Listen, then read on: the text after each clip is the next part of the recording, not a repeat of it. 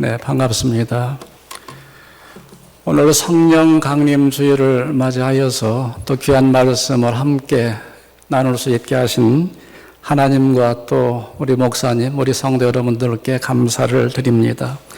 5월 달에는 참 날이 많습니다. 첫 번째 주일은 어린이 주일, 두 번째 주일은 어버이 주일, 세 번째는 뭐였죠? 부부의 날, 그리고 네 번째 오늘은 성령 강림 주일을 맞이하게 되었습니다. 오늘 읽은 말씀을 중심으로 해서 믿음으로 세워지는 가정이라는 제목으로 함께 은혜를 나누겠습니다. 사람은 누구에게나 교회가 있습니다. 그리고 그 교회는 하나님이 주신 복을 누릴 수 있는 이런 찬스가 되는 것이죠. 하나님이 주시는 교회를 내 것으로 만드는 사람이 있고 그 교회를 놓쳐버리는 사람들이 있습니다. 예수님의 공생애 중에 수많은 사람들이 예수님을 따랐습니다. 예수님의 말씀을 들었습니다. 그러나 모든 사람이 다 동일하게 은혜를 받은 것은 아닙니다.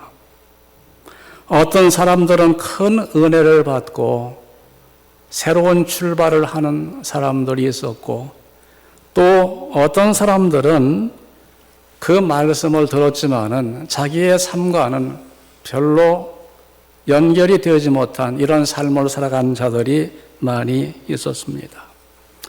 같은 장소와 같은 시간에 하나님을 예배하지만은 우리가 받는 은혜의 정도는 다 다릅니다. 어떤 사람은 큰 은혜를 받는 사람이 있는가 하면은 어떤 사람은 은혜를 받지 못하는 사람이 있습니다. 저는 성령 강림주일을 맞이하여서 유진중앙교회 우리 성도 여러분, 교회 여러분들이 한 사람도 예외가 없이 하나님의 크신 은혜를 입는 여러분들이 되시기를 주님의 이름으로 축원합니다. 룻기의 시대적인 그 배경은 사사시대입니다. 오늘 본문 1절에 보면은 사사들이 치리하던 때라고 했습니다. 사사시대는 모세와 여호수아가 죽은 이후에, 그리고 아직 왕들이 세워지기 전에 있었던 그 기간입니다. 이 사사시대의 특징을 사사기 마지막에 보면은 그때의 이스라엘에 왕이 없으므로 사람이 각기 자기 소견에 좋은 대로 행하였다라고 기록을 하고 있습니다. 사사들이란 재판관과 같이 사람들의 잘잘못을 가려주는 사람입니다. 문제를 해결해주고 공동체를 이끌어가는 지도자입니다. 나라에 전쟁이 일어나거나 큰 문제가 발생했을 때에 앞장을 서는 사람이 누구냐면은 사사들이었습니다. 하나님께서는 필요에 따라서 다양한 사사들을 택하셔서 문제를 해결해 나가셨습니다. 왕들은 혈통을 따라서 왕들이 되지만은 사사들은 하나님이 직접 택하신 자들이 사사들이었습니다.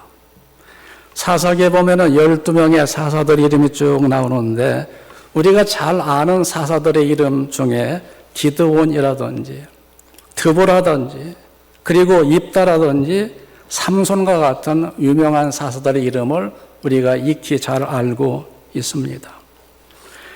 사사들은 왕들과 같은 강력한 힘을 가진 지도자가 아니었습니다. 그래서 그 사사시대의 특징을 왕이 없으므로 사람들이 각기 자기 소견에 좋은 대로 행하였다라고 기록을 하고 있습니다. 지도자가 없는 것이 문제가 아니라 절대적인 권력을 가졌던 왕이 없는 것이 문제였습니다. 여러분, 이스라엘 백성들에게 진정한 왕이 누구인가요? 이스라엘 백성들에게 진정한 왕은 하나님이세요. 그런데 하나님을 믿는 이스라엘 백성들, 그들이 뭐라고 그래요? 왕이 없다는 거예요.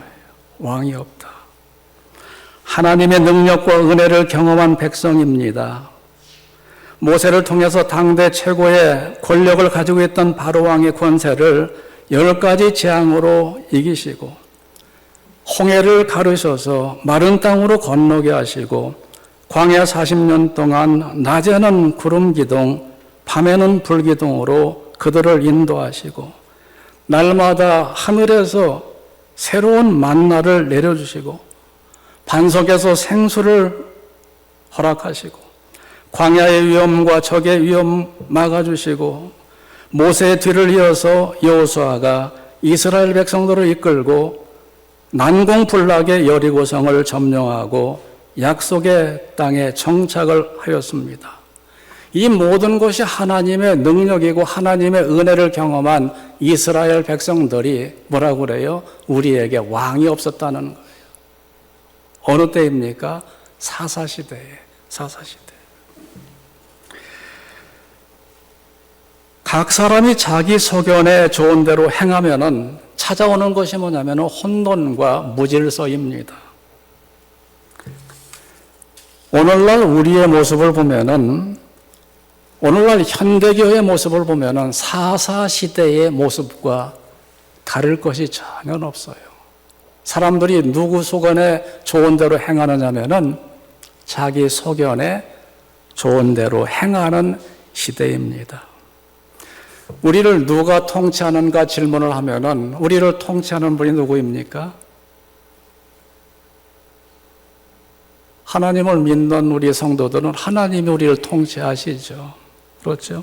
그런데 예수님을 믿는 우리에게 질문하는 겁니다. 그러면은 예수님의 말씀을 얼만큼이나 순종하고 있느냐 질문을 해보면은 답변이 나오게 되어 있습니다.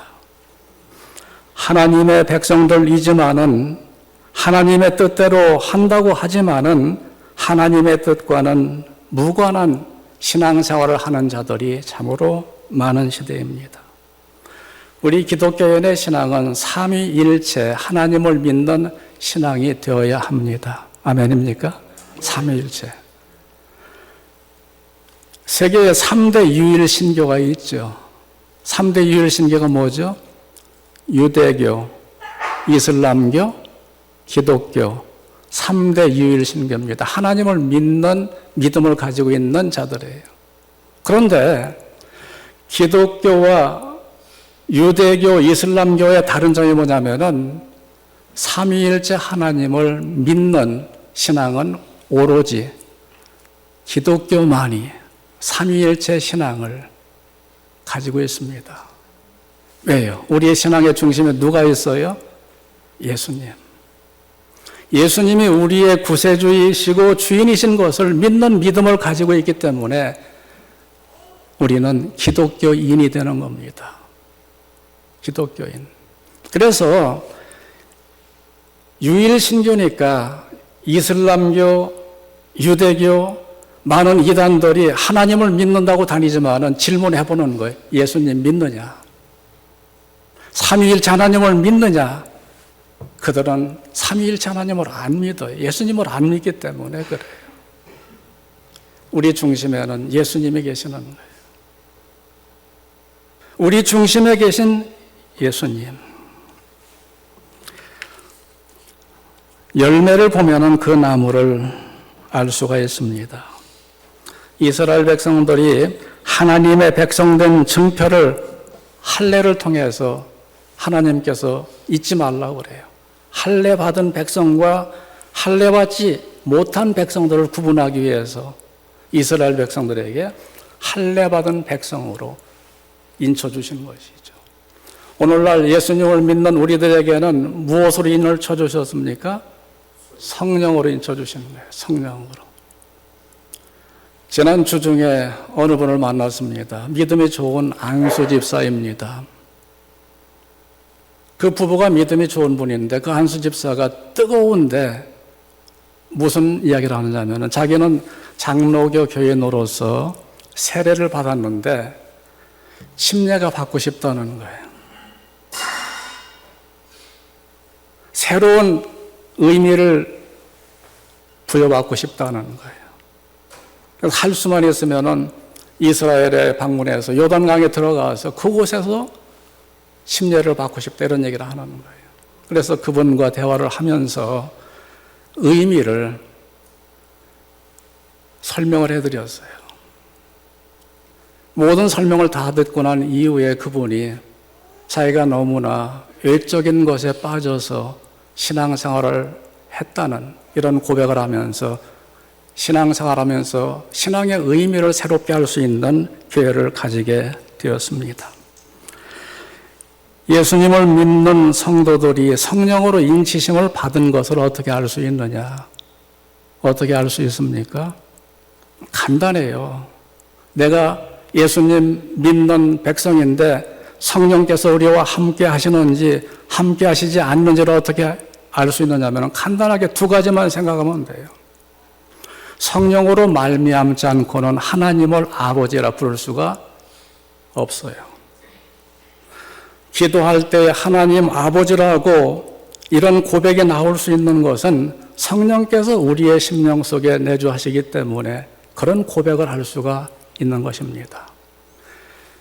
성령으로 말미암지 않고는 하나님을 아버지라고 부를 수 있는 자가 없어요. 세상에 많은 신학자들, 세상에 많은 지식 있는 사람들이 하나님을 잘 압니다. 그런데 하나님을 그들은 아버지라고 부르지 않는 자들이 많이 있어요. 왜 그래요? 안 믿기 때문에 그래요. 알지만은 안 믿는 겁니다. 그래서 성령께서 우리 속에 내주하심으로 말미암아 하나님을 아버지라고 부르게 되고, 두 번째는 예수님을 우리 구세주로 그리고 주님으로 믿고 주님과 함께 동행할 수 있는 이런 삶을 살아가는 것, 이것이 바로 성령께서 우리 속에 내주하신다는 증거가 되는 거예요. 그래서 예수님이 우리의 세비어이고 예수님이 우리의 로드가 되는 거예요. 이런 고백을 할 수 있는 것이 바로 성령께서 우리 속에 함께 하신다는 증거가 되는 것입니다. 이런 믿음을 갖게 되면 성령의 열매를 맺게 됩니다. 성령의 열매를 성경에는 몇 가지로 기록을 하고 있습니까? 성령의 9가지의 열매를 기록을 하고 있어요. 뭐죠? 사랑과 희락과 화평과 오래 참음과 자비와 양선과 충성과 온유와 절제 9가지를 이야기하고 있습니다. 물론 성령의 열매를 이 9가지로 제한하는 것은 아닙니다. 선한 열매를 맺을 수 있는 수많은 열매들이 있지만은 이 대표적인 9가지 열매를 말씀을 하시는 거예요. 그러면서 우리가 성령의 사람인지 아니면은 성령의 사람이 아닌지 무엇으로 구분할 수 있느냐면은 우리 입속에서 나오는 고백으로 말미암아, 우리 삶 속에서 맺히는 열매로 말미암아 우리가 성령의 사람인지 아닌지 구별할 수가 있게 되는 것입니다. 우리는 신앙생활을 하는데 어떤 사람들은 믿고 싶은 하나님을 믿는 자들이 있고 믿어야 할 하나님을 믿는 자들이 있습니다. 믿어야 할 하나님을 믿는 사람들이라면은 하나님의 말씀을 마땅히 우선해야 됩니다. 내 소견에 좋은 대로가 아니라 주님이 말씀하시는 대로 따라가야 합니다. 나를 잘되게 하여달라고 기도하는 것보다 나를 바로 되게 해달라고 기도해야 합니다. 내가 원하는 일보다 하나님이 기뻐하시는 일에 순종을 해야 합니다. 하나님은 우리 자신들을 예비하실 때에 그릇을 먼저 준비해 주세요. 하나님의 말씀으로 준비를 잘해서 하나님의 말씀 가운데 복을 받을 그릇으로 만들어 놓고 우리에게 은혜를 부어주시는 거예요.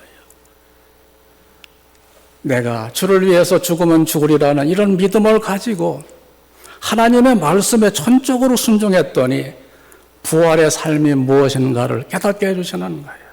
하나님은 절대로 우리의 가는 길을, 우리가 행하는 일을 그저 모르시는 분이 아니라 언제나 우리와 함께 하시는 하나님이신 줄 믿습니다. 죄인의 특징이 뭐냐면은 자기 소견에 좋은 대로 행하는 겁니다. 법이 있어도 법을 무시합니다. 양심이 있어도 양심의 소리를 듣지를 않습니다. 다른 사람을 생각하지 않습니다.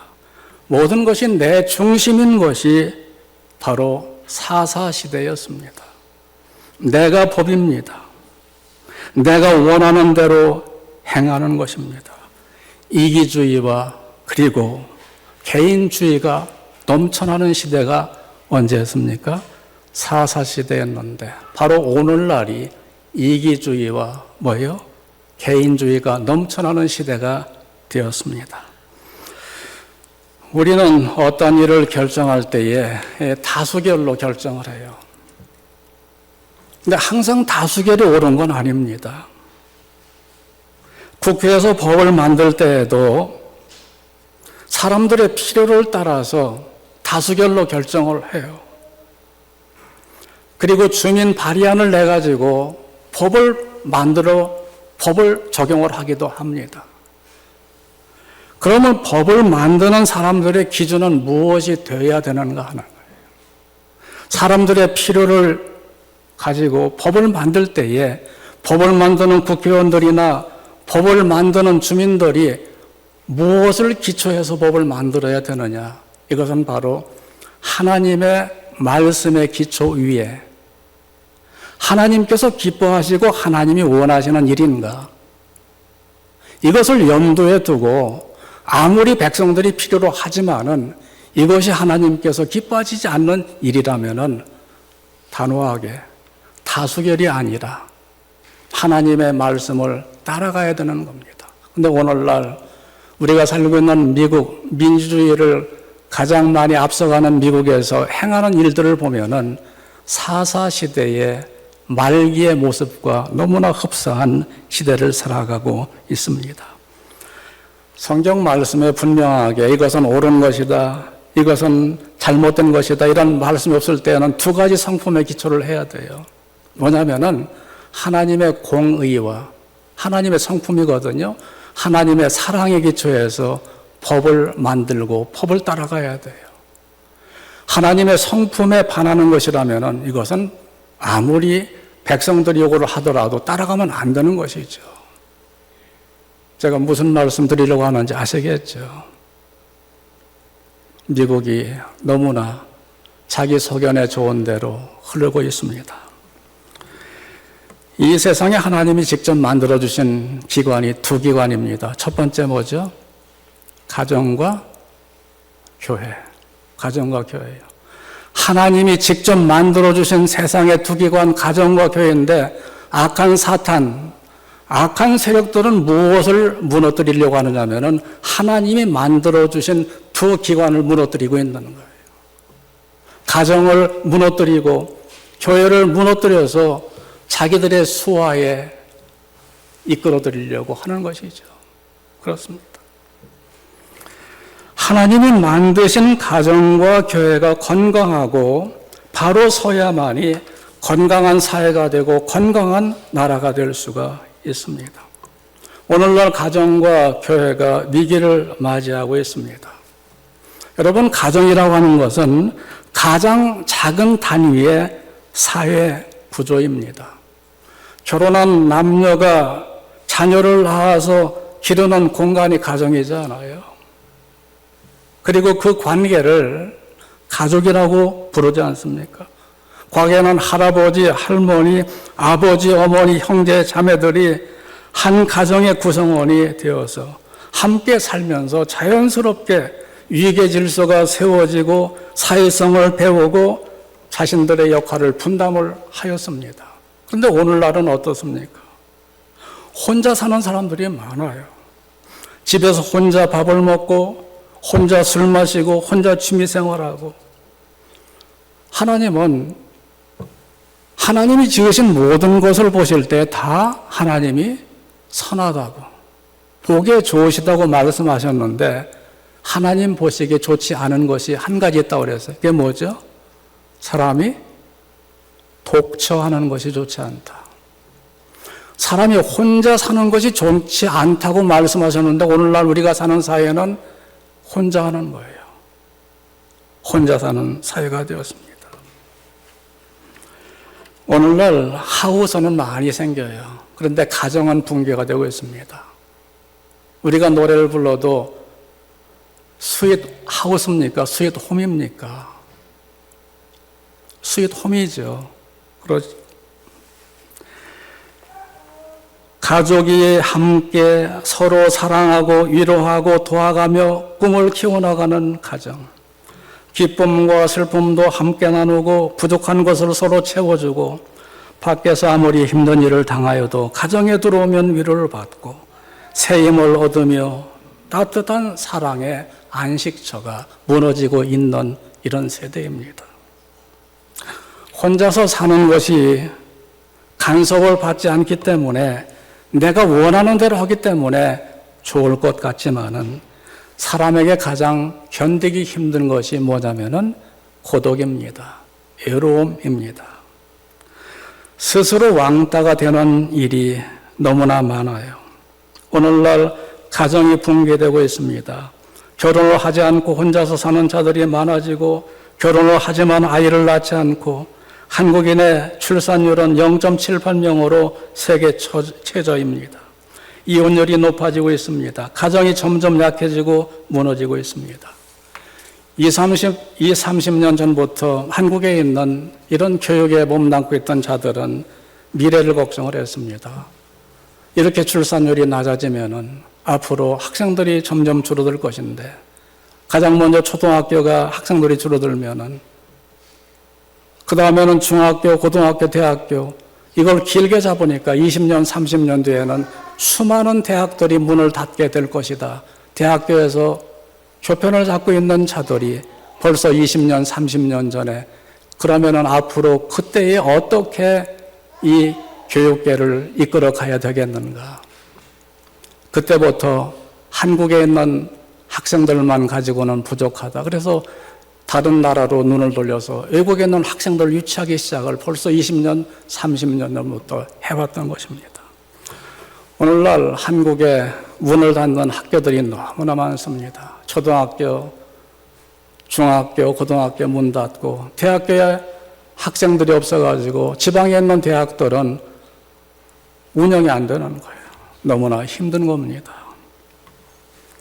교회도 마찬가지입니다. 어린 아이들이 줄어들어가지고 미국이나 한국에서 보니까 대형 교회를 제외하고는 주일학교가 70%에서 80%가 없다고 그래요. 사라지고 있다고 그래요.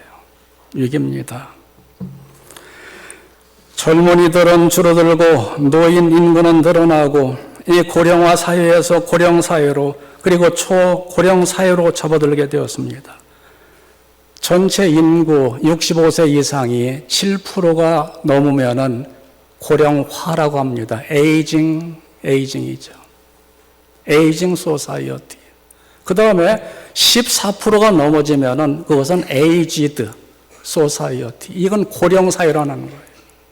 그리고 20%가 넘어지면은 초고령 사회가 되는 겁니다.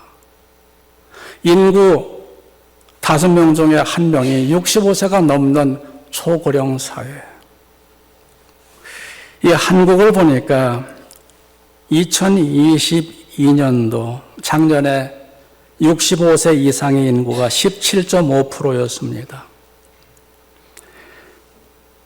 2025년에는 20.6%가 되어서 초고령 사회가 될 것으로 지금 내다보고 있습니다.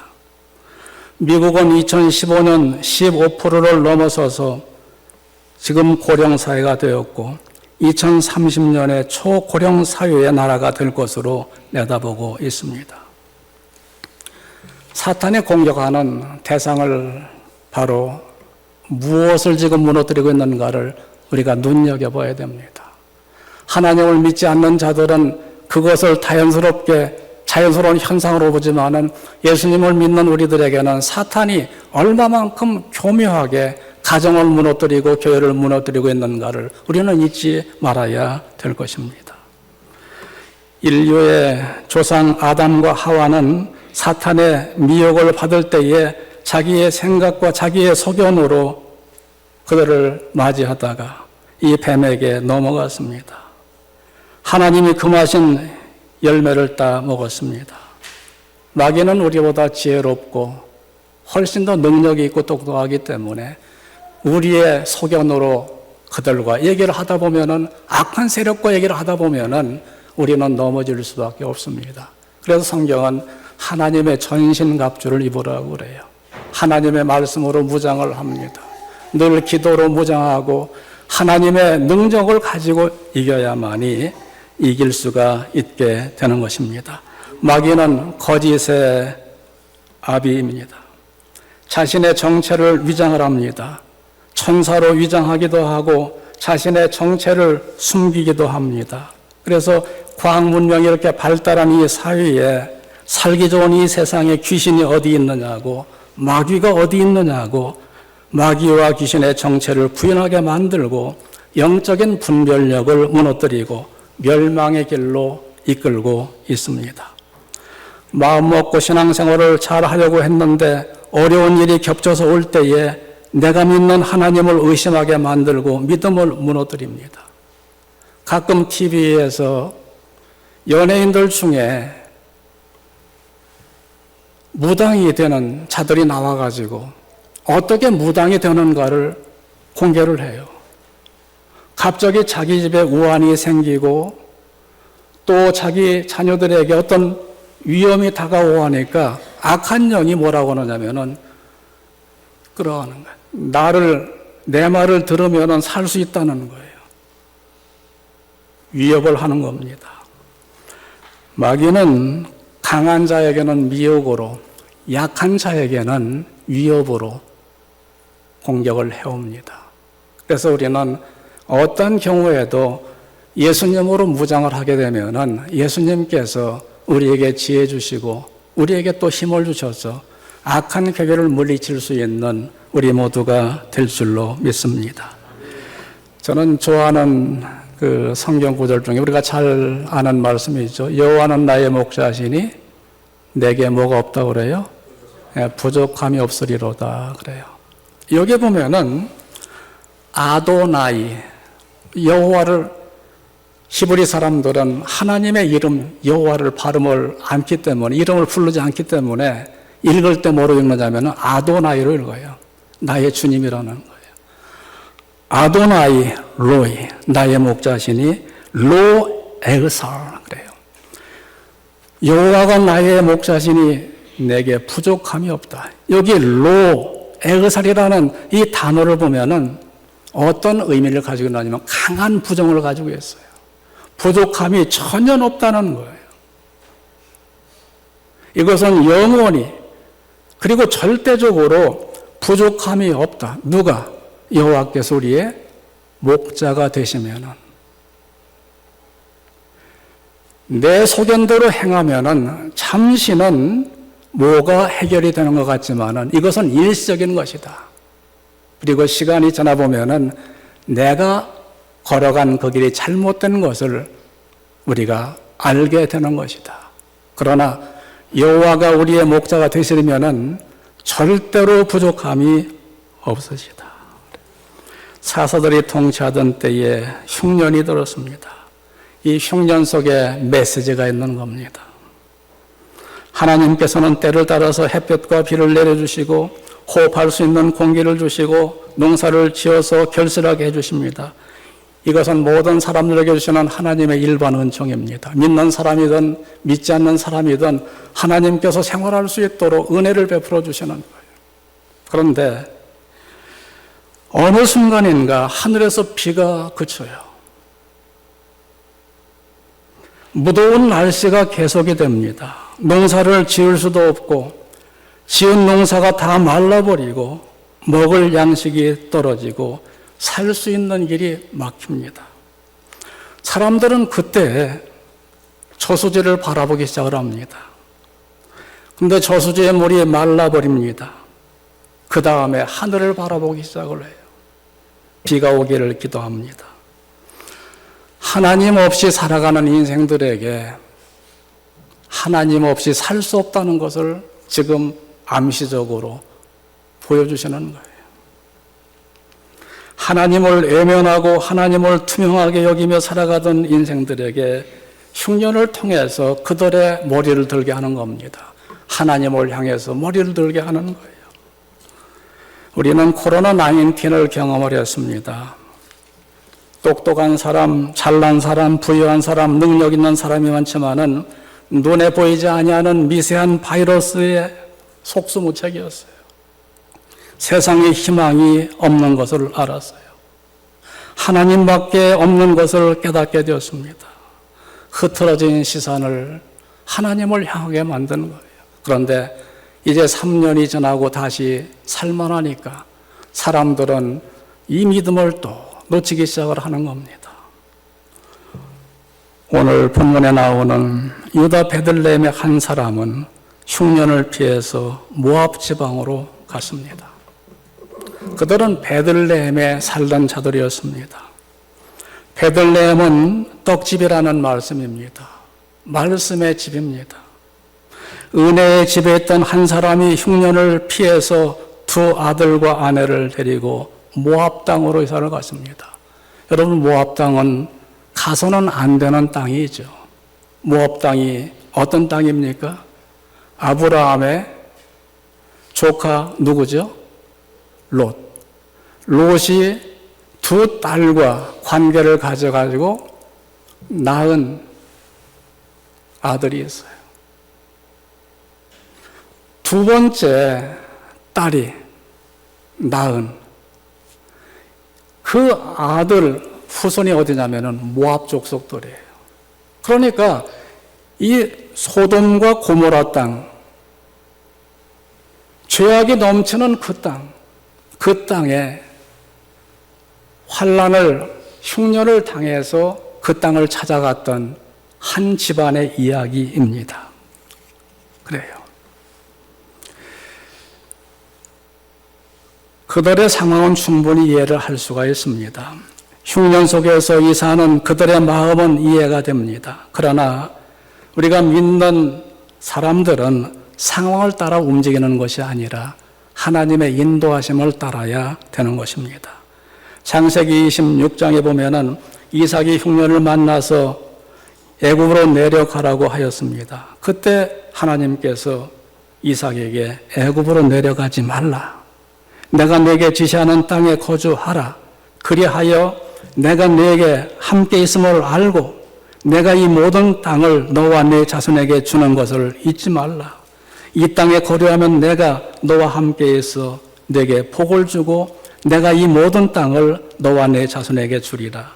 내가 네 아버지 아브라함에게 맹세한 것을 이루어 네 자손을 하늘의 별과 같이 번성하게 하며 이 모든 땅을 네 자손에게 주리니 내 자손으로 말미암아 천하 만민이 복을 받으리라 말씀을 하였습니다. 이삭이 하나님 말씀에 순종을 합니다. 그 해에 농사를 지어서 몇 배의 결실을 하였죠? 100배의 결실을 하였습니다. 100년 농사를 한 해에 다 이루게 된 것입니다. 그 사람이 창대하게 되고 왕성하여서 마침내 거부가 되었습니다. 그러나 엘리멜렉은 떠나서는 안 되는 베들레헴을 떠나서 그들이 평상시 상종하지도 않던 모압 사람의 땅으로 이사를 하였습니다. 그런데 얼마 되지 않아서 무슨 일인지 엘리멜렉이 죽습니다. 그리고 10년이 되어서 엘리멜렉의 두 아들마저 세상을 떠나고 나오미와 모압 여인 두 자부만 남게 되었습니다. 그때 자기 고향 소식을 듣습니다. 여호와께서 그 땅에 양식을 줬다는 소식을 듣고 다시 고향 땅으로 이사를 합니다. 오늘 본문을 통해서 깨닫게 되는 세 가지가 있습니다. 첫 번째는 뭐냐면은 우리 성도들은 아무리 어려워도 머물러야 할 곳에 머물러 있어야 된다. 이 메시지를 조금 우리들에게 주고 계시는 것입니다. 흉년을 피하여 모압 땅으로 가면은 흉년에 이런 잠시 해결될 수 있을지 모르지만은 그곳에서 행복은 점점 멀어지고 있었다는 것입니다. 모든 것을 다 잃었습니다. 우리는 탕자의 비유를 잘 알고 있습니다. 자기의 분깃을 챙겨서 아버지로부터 멀리 떨어진 곳에 가서 허랑방탕한 삶을 살았습니다. 그 결과 되지만 또 못한 삶을 살게 된 것입니다. 엘리멜렉과 나오미는 양식을 따라 옮겨 다녔습니다. 모든 것을 다 잃은 이후에 나오면은 두 자부에게 얘기를 합니다. 너희는 돌아가라는 거예요. 너의 친정집으로 돌아가서 다시 젊은데 제가 하여서 새 가정을 이루라고 합니다. 그러나 오늘 나오는 룻은 자기의 친정으로 돌아가는 것이 아니라 나오미와 함께 걸음을 옮기기 시작을 하였습니다. 오늘 말씀의 뒤에 부분에 보면은 주님의 은혜 안에 머물면은 아무리 어려워도 풍족한 것이고 하나님의 은혜를 벗어나게 되면은 아무리 부유해도 가난하게 된다는 사실을 깨닫게 됩니다. 나오면은 10년 만에 모든 것을 다 잃고 돌아왔습니다. 머물러 있어야 할 곳에 머물러 있지 못한 결과였습니다. 요한복음 15장에 포도나무와 가지의 비유가 있습니다. 가지는 나무에 붙어 있어야 합니다. 추운 겨울에도 바짝 붙어 있어야 돼요. 언젠가 새봄이 오면은 달라집니다. 얼었던 땅이 녹고 땅에서 영양분을 공급받아 싹이 나고 꽃이 피고 열매가 맺히게 되는 것입니다. 우리 신앙생활하면서 다짐을 해야 됩니다. 내가 머물러야 할 자리에 머물러 있기로 마음의 다짐을 해야 됩니다. 우리가 같은 예배의 자리에 있지만은 내 생각은 어디에 머물러 있는지 우리의 생각도 다시 한번 말씀에 비추어 보아야 됩니다. 말씀을 들을 때에 말씀에 집중해서 사모하는 마음을 가지고 말씀을 듣게 되면은 말씀에 사로잡히게 됩니다. 주님 안에 머물러 있게 돼요. 내가 내 안에 거하고 내 말이 너희 안에 거하면 무엇이든지 원하는 대로 구하라. 그리하면 이루어 주시리라 말씀을 하였습니다. 힘이 들어도 지금 주 안에 있는 것이 풍족한 때인 것을 꼭 기억을 해 주시기를 바랍니다. 사람들은 누군가의 지도와 간섭과 인도를 받는 것을 좋아하지 않습니다. 그러나 그것이 필요합니다. 하나님의 말씀을 따라야 됩니다. 내 생각대로 하는 것이 아니라 하나님의 지도와 인도를 받겠다는 결단이 필요합니다. 우리는 주님의 은혜로 사는 것입니다. 주님의 은혜 아래 머물러 있어야 합니다. 모압이 아니라 베들레헴으로 우리의 마음을 정해야 됩니다. 두 번째, 떠나야 할 곳은 속히 떠나야 됩니다. 여호와께서 아브라함에게 너는 고향부터 지적 아비집을 떠나서 내가 네게 지시하는 땅으로 가라 했을 때에 아브라함은 하나님의 말씀을 듣고 떠나요. 우상의 중심지 갈대우를 떠나서 약속의 땅으로 향했습니다. 하나님이 떠나라고 말씀하실 때가 가장 좋은 때입니다. 떠나라고 할 때 떠나야 됩니다. 죄에서 떠나라. 하나님보다 더 소중하게 여기는 우상들에게서 떠나라. 미련 없이 떠나야 됩니다. 우리는 아니라고 하면서 친숙해지고 정도 들고 관계도 맺습니다. 그토록 떠나기를 원했는데 떠나기 쉽지가 않습니다. 시간이 지나면서 떠날 수 없는 여건이 안 되어서 못 떠나다가 떠날 수 있는 여건이 되어도 떠나지를 못합니다. 그래서 술에 중독이 되고 도박에 중독이 되고 마약에 중독이 되고 담배에 중독이 되고 놓지를 못하는 것입니다. 기도하겠다고 성경을 읽겠다고 예배생활 잘하겠다고 마음은 먹지만은 미루다가 제대로 되지를 않습니다. 변화는 어렵습니다. 날이 갈수록 나이가 들수록 어렵습니다. 익숙하지 않기 때문에 어렵고 익숙하지 않은 것을 해야 하기 때문에 힘이 드는 것입니다. 그래서 모든 것을 하나님께 맡기고 떠나야 합니다. 염려, 근심, 걱정하지 말고 죄에서 우상에서 이기주의에서 떠나야 합니다. 머물 곳에 머물고 떠날 곳은 떠나야 됩니다. 우리는 할 수가 있습니다. 우리의 힘으로는 안 되지만은 결단하고 순종하면은 하나님께서 힘 주시고 능력을 주실 줄 믿습니다.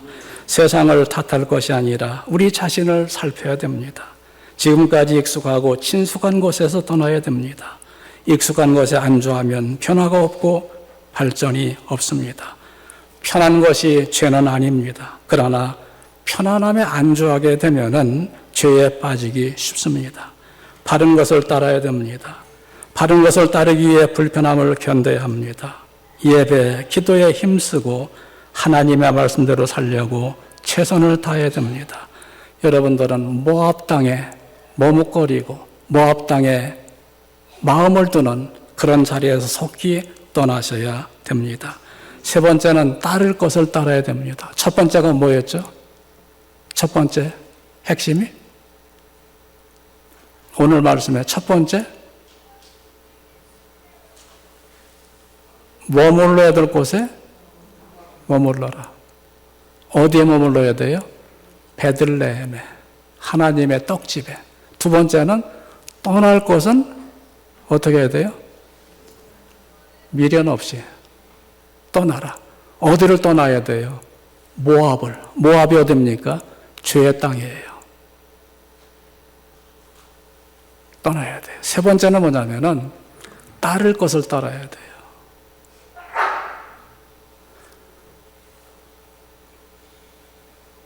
머무르고 떠나고 세 번째는 따를 것을 따라라.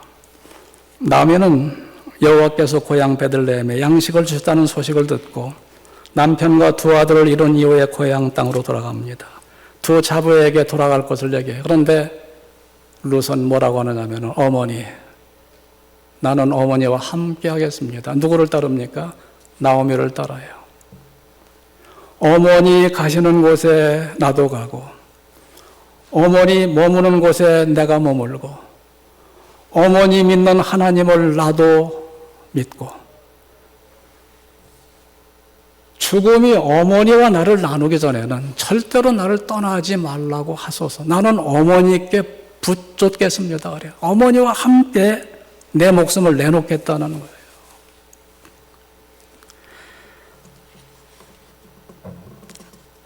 롯은 시어머니 나오미를 따라서 모압 땅을 떠나서 베들레헴으로 돌아옵니다. 하나님의 백성이었던 아비멜렉과 나오미는 흉년의 때에 베들레헴을 떠나서 모압 땅으로 이사를 했지만 이방 여인 룻은 모압을 떠나서 베들레헴으로 이사를 하였어요. 믿음이 좋다고 하는 사람은 흉년을 당하니까 어디로 가요? 세상으로 나가가지고 모압 땅으로 들어가 사는 거예요. 그런데 믿음이 없던 그 여인이 이 고난 중에 자기 시어머니를 보니까 너무나 불쌍해요. 그러니까 시어머니를 위해서 자기 고향을 떠나서 어디로 갑니까? 베들레헴으로 가는 거예요. 이 모습을 보고 있는 거예요. 베들레헴에 이사한 이후에 나이 많은 시모를 봉양하기 위해서 이른 아침부터 밭에 나가서 이삭을 줍습니다. 하나님은 추수하는 자들에게 가난한 자와 나그네를 위해서 이삭을 남겨두라고 했습니다. 이삭을 주우면서 노시모를 봉양하던 룻에게 하나님의 크신 은혜가 임하기 시작합니다. 하나님의 인도하심으로 훗날 결혼하게 될 보아스의 밭에 가서 이삭을 줍게 됩니다. 룻의 좋은 심성과 효심의 소문이 베들레헴에 퍼졌습니다. 보아스는 추수하는 자들에게 룻을 위하여 이삭을 많이 남기게 하고 부족함이 없이 거두게 하였습니다. 누구도 그를 건드리지 못하게 하고 그를 도와주라고 하였습니다. 마침내 보아스와 결혼을 하여서 아이를 낳습니다. 베들레헴 여인들이 그 나오미에게 무엇이라고 얘기를 합니까? 이는 내 생명의 회복자이며 내 노년의 봉양자라. 곧 너를 사랑하며 7 아들보다 귀한 내 며느리가 낳은 자로다 라고 얘기해요. 나오미가 아기를 품에 품고 양육을 하게 됩니다. 그 아이가 누구냐면은 이 룻이 보아스에게서 낳은 그 아들이 오벳입니다. 오벳은 다윗의 아버지 누구죠? 이새의 아버지예요. 그러니까 지금 루시 보아스에게서 낳은 그 아이가 누구가 되느냐면은 바로 다윗 왕의 증조부가 되는 거예요. 이방 여인으로서 예수 그리스도의 혈통을 잇는 이런 복을 누가 누리고 있느냐면은 바로 루시 누리게 되는 것입니다. 신앙의 목표는 세상에서의 성공이 아닙니다. 진정한 그리스도인이 되는 것이 우리의 신앙의 목표입니다. 성도들이 세상에서 잘되고 성공해야 하는 이유는 뭐냐면은 선한 영향력을 끼치기 위해서 그렇지 성공 그 자체가 우리의 목표는 아닙니다. 2023년 성령 강림 주일에 우리에게 주시는 하나님의 말씀을 마음에 새기고 믿음으로 우리의 가정을 세워나가는 여러분이 되시기를 주님의 이름으로 축원합니다. 머물러 있을 곳에 꼭 머물러 계시기를 바랍니다. 베들레헴에 머물러 계시고 하나님 말씀 안에 머무시기 바랍니다. 떠나야 할 곳을 떠나시기 바랍니다. 모압 땅은 속히 죄와 속된 것을 속히 떠나시기를 바랍니다. 따라야 할 사람을 따라야 합니다. 주님을 따르는 사람, 주님을 참으로 사랑하는 사람과 함께 룻은 이방 여인이 있지만은 나오미를 따라서 인생이 달라졌습니다. 존재 자체가 달라졌습니다. 우리의 결단이 필요합니다. 하나님은 우리에게 기회를 주셨습니다. 말씀을 들을 수 있는 이런 기회를 주셨어요. 이런 말씀을 듣고 우리 마음속에 그 말씀이 살아서 역사할 수 있는 이런 말씀이 될 때에 이 말씀이 우리의 삶을 새롭게 인도할 수 있는 그 말씀이 될 줄로 믿습니다. 사랑하는 우리 유진 중앙교회 성도 여러분, 하나님은 살아계십니다. 우리 주님께서는 선한 목자이십니다. 이곳에서 더욱더 여러분들의 믿음이 아름답게 성장해 되어 우리 하나님께 큰 영광을 돌려드리는 여러분들이 되시기를 주님의 이름으로 축원합니다. 우리 기도하겠습니다.